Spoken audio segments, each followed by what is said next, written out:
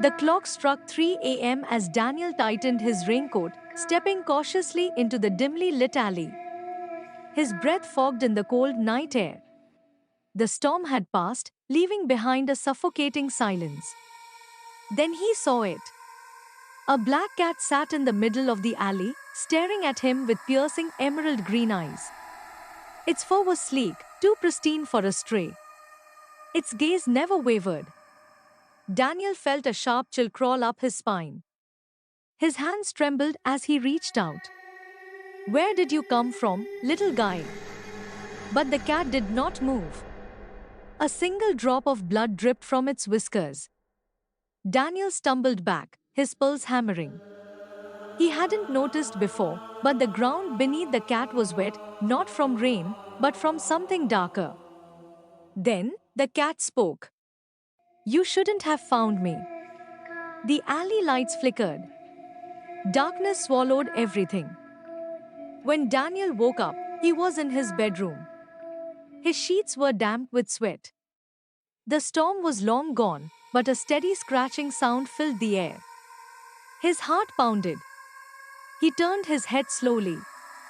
Whiskers was sitting on his nightstand, staring directly at him. Daniel shot up in bed. "What the hell? How did you get inside?" The scratching grew louder. It wasn't coming from the cat. It was coming from inside the walls. Whiskers' emerald eyes gleamed as the walls bulged, like something was pushing from the other side. Daniel spent the next day researching. The cat was wrong, unnatural. He found an old urban legend about a cursed feline spirit known as the Ninth Life. A cat that had lived through 8 deaths, seeking one final soul to claim before it could move on. The legend said whoever took the cat in would be next. Daniel's breath came fast and ragged. He turned to his bedroom. Whiskers was already watching. His reflection in the mirror didn't match his real posture. Then, the cat smiled. Daniel tried to get rid of Whiskers. He drove miles away, left the cat in an abandoned field, and rushed home. Relief flooded him as he slammed the door.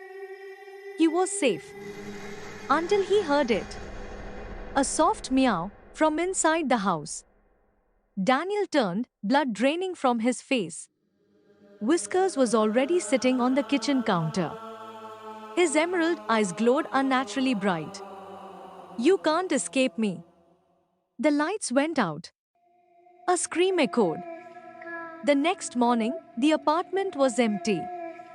Only the black cat remained, waiting for the next unlucky soul to find it. A week later, a young woman passed by the alley. She saw a black cat sitting alone. "Poor thing, are you lost?" The cat's emerald eyes gleamed. It tilted its head and purred.